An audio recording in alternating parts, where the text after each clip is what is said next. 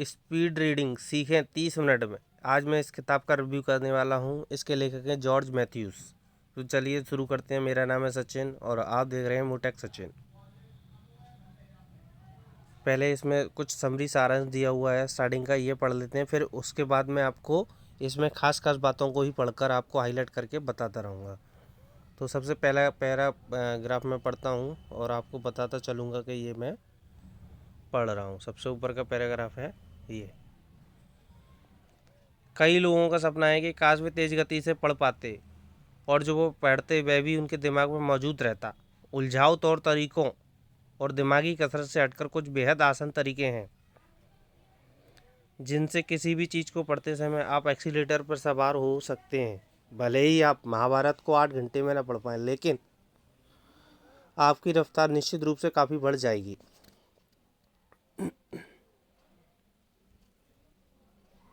बोलकर पढ़ते समय आपका ध्यान पढ़े जाने वाले शब्दों और आपकी आवाज़ पर जाता है और इस कारण आपके विचारों से हट जाता है। इस आदत को छोड़ देने पर आपके कान भी पढ़ने की तरफ ध्यान देते हैं।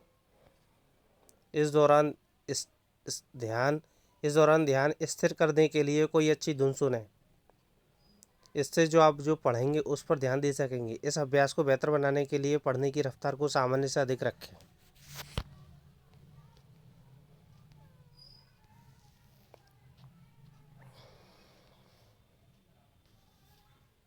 याद रहे, तेज गति से पढ़ने और उसका अभ्यास करते समय आप जो पढ़ रहे हैं उसे समझना भी आपके लिए ज़रूरी है।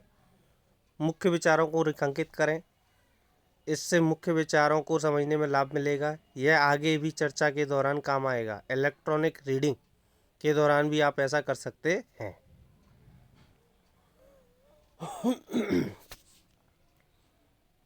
नेक्स्ट पैरा है।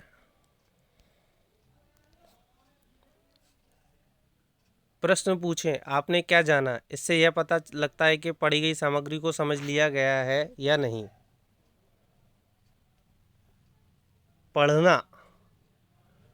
पढ़ना कब अधिक आसान और आनंददायक होता है? अपने अनुभव से मैं कह सकता हूँ कि अपनी पसंदीदा ई बुक, मैगजीन या ब्लॉग पढ़ने का समय एक व्यक्ति से दूसरे व्यक्ति में अलग अलग होता है। इसलिए अगर इस वक्त आपको पढ़ने का मन नहीं हो तो हतोत्साहित होने की ज़रूरत नहीं है।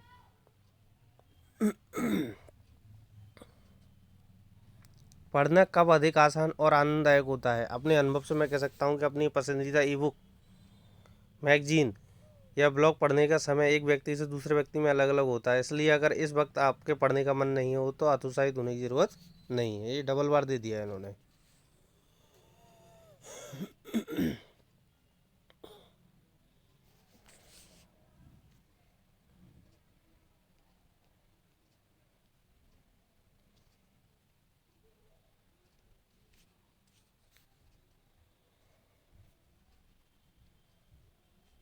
चलिए ऐसे शुरू करते हैं भाई।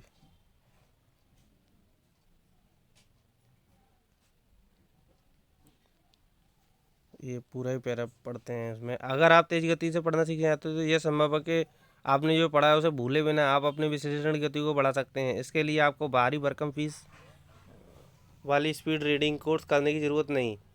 यह बताए गए आसान उपायों से आप अपने पढ़ने की गति को बढ़ा सकते हैं और जो कुछ आपने पढ़ा है उसे समझ भी सकते हैं। यह कई लोगों का सपना है कि काश वे तेज गति से पढ़ पाते और पढ़ते वह भी उनके दिमाग में मौजूद रहता। उलझाऊ तौर तरीकों दिमाग की कसरत हटकर कुछ बेहद आसान तरीके हैं जिनमें कुछ भी इसको पढ़ते हुए आप एक्सीलेटर सवार हो सकते हैं, है ना। ये पहले भी बताया हुआ है। तो भैया आगे बढ़ते हैं। अब देखिए, ये मैंने हाईलाइट किया हुआ है, इसको पढ़ता हूँ मैं।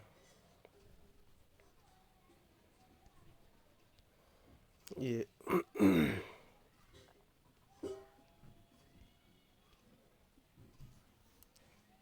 इसलिए यह ट्रिक यही है कि आंखों का विश्लेषण करते समय रफ्तार से आगे बढ़ना सिखाया जाए ताकि वे ठहराव के बिंदुओं पर ज़्यादा देर न रुकें।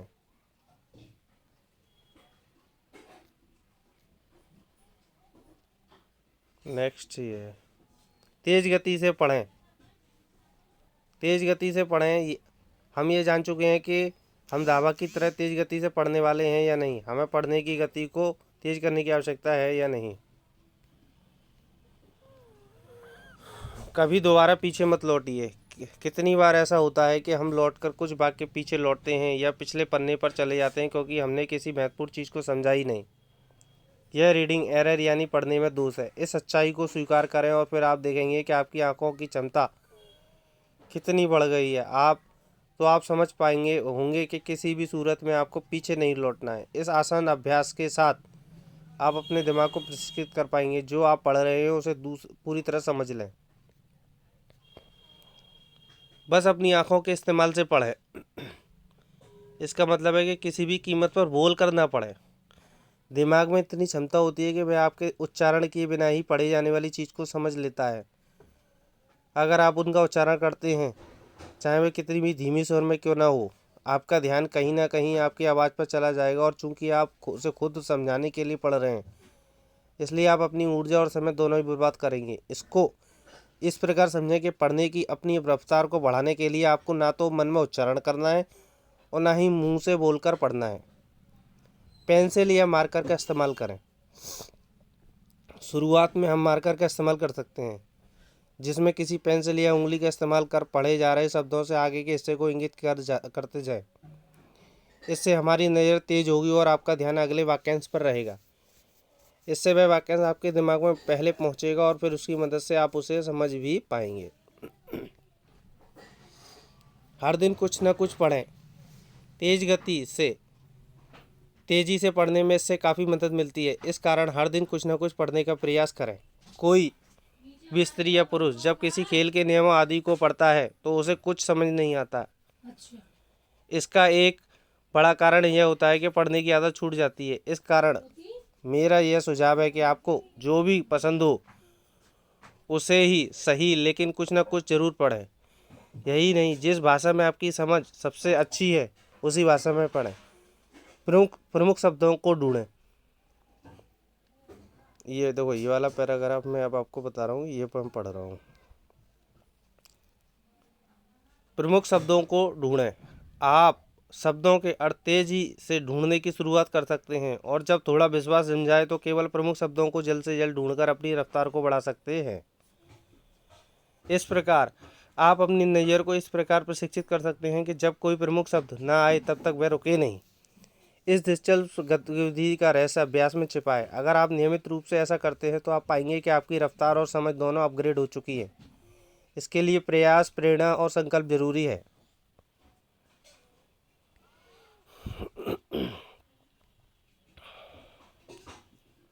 बोल कर ना पढ़ें। इस तरीके से पढ़ी जा चुकी चीज़ को दोहराने की बुरी आदत को छोड़ दिया जाता है, जिसे वोकलाइजेशन कहा जाता है। हर शब्द को बोलकर पढ़ने से क्या होता है, बोलने की वजह से पढ़ने की रफ्तार कम हो जाती है। अवधारणा की रफ्तार का संबंध पढ़ने की गति से होता है, इसलिए इस आदत को छोड़ देना अच्छा है। रफ्तार और दक्षता का मेल। सभी शब्दों पर समान रूप से ध्यान देने की जरूरत है। देखिए, ये मैं यहाँ से पढ़ रहा हूँ।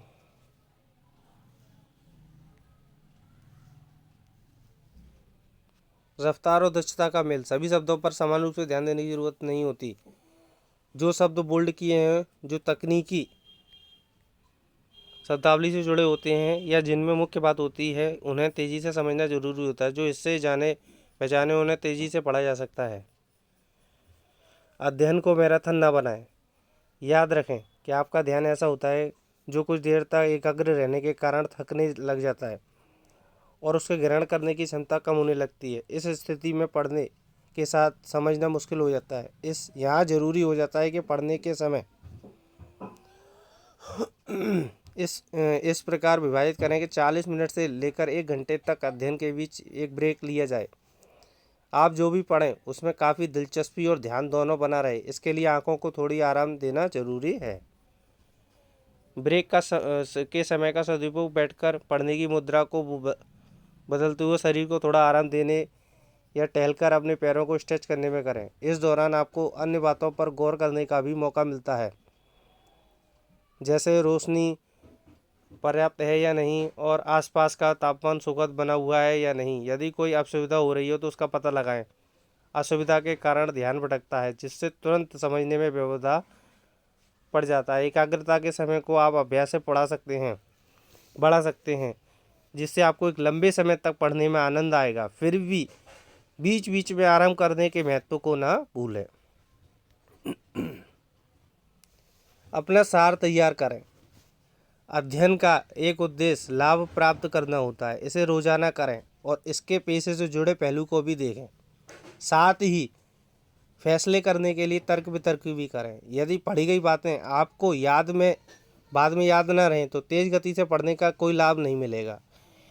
तेज गति से पढ़ने के तरीकों को सीखने के लिए आपको अपने सामने की सामग्री को अच्छी तरह समझने की जरूरत है। वाक्यांश के शब्दों का अर्थ जानने से कहीं अधिक महत्व लिखी गई बातों के पीछे मुख्य विचार को समझना होता है। पठन सामग्री का सार तैयार करें जिससे आप उसे समझ सकें और उससे मिले ज्ञान को पुष्ट कर सकें। मेरा सुझाव है कि आप निम्नलिखित बातों को अपनाएं।